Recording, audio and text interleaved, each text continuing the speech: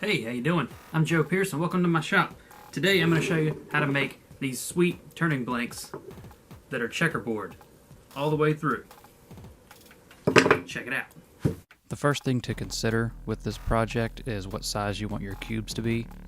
I wanted 1/4 inch cubes, and I wanted a blank that was about 2 inch by 2 inch. So the math was pretty easy for me. 1/4 inch, 2 inches, I need eight cubes per side. So I broke down some maple and some walnut. The maple I was able to split into 3 pieces that were just over 1/4 inch. And the walnut, I just cut it into strips that were just over 1/4 inch as well. You see I'm hot gluing the walnut to a piece of plywood so that I can fit them through my planer, because they were a little too short to go through the planer by themselves. So I planed everything down so everything was 1/4 inch. The only mistake I made, you may see this at the end, was that I didn't make the pieces quite wide enough. I mean, I made them as wide as the walnut would allow, but I didn't take into account how much the blade would take away, which is about 1/8 of an inch. So if you're doing a certain number of cuts, you want to take into account there. So I took my 1/4 inch strips, and you see I'm arranging them in a light dark pattern, and I'm going to glue those together.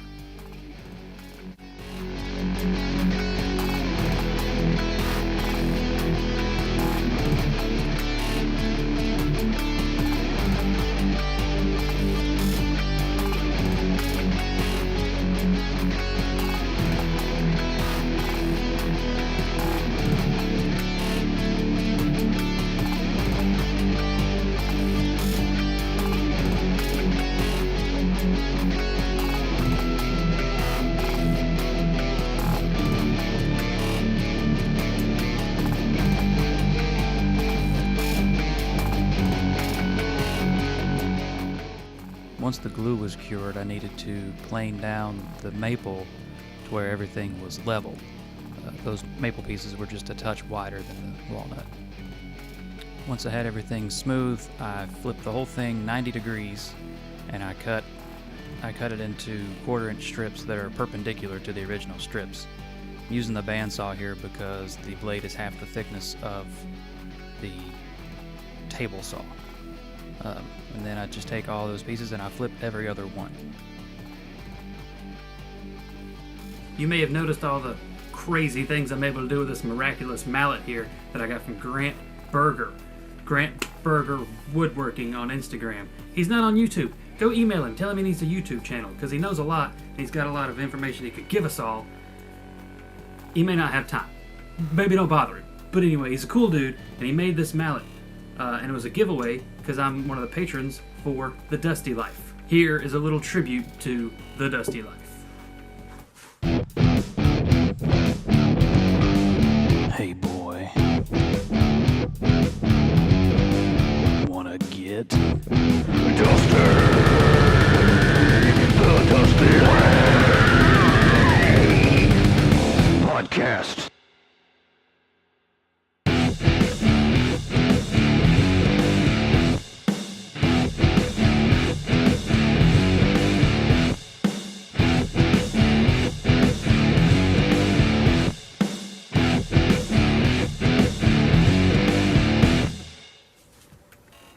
Okay, that was weird. Anyway, check them out. DustyLife.com is their website. Be a patron on their Patreon. You get all kinds of cool rewards, stickers, giveaways if you win one. Your name mentioned on the show. It's a lot of cool stuff. So check those guys out. They're awesome. Thank you to the Dusty Life for this sweet mallet and for always having plenty of entertainment for me on my drive to work or when I'm in the shop. So again, I'm gluing the strips back together. So now it's a checkerboard running lengthwise all the way down the blank. Once the glue is set, I'm gonna plane it down again, get it nice and smooth, and I want to make sure that at least 2 sides are perfectly squared to each other, because the next step we're going to go over to the table saw. and we're going to cut across the grain. I've set up a stop so that I can cut 1/4 inch cookies out of the blank. So we're cutting all the way down. Once you start getting a little closer than you want your fingers to go, you can throw a clamp in there. And once I got, where I was too close to the clamp, I wanted to get every bit out of this blank. So you'll see I make the last few cuts on the bandsaw with a little fence set up.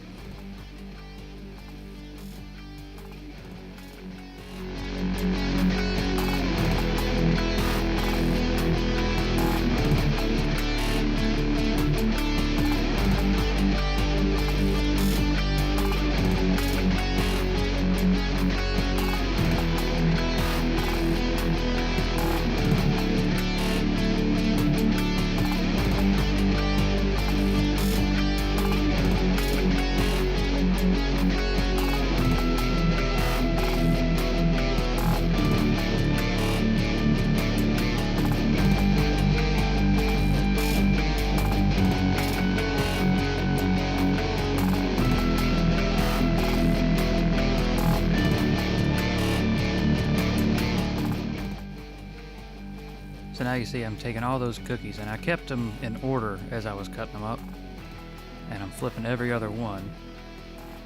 So now I've got a checkerboard that is a checkerboard pattern all the way through, even to the middle. So when you turn this, you'll still have your checkerboard pattern.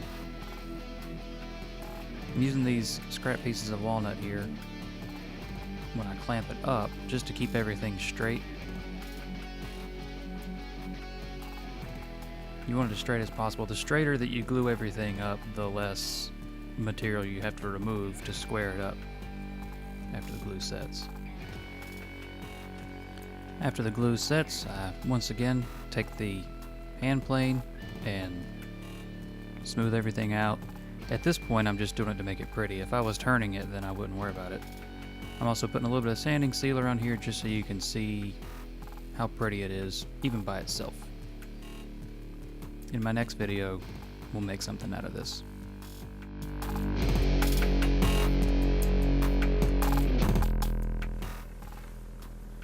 Cool, huh?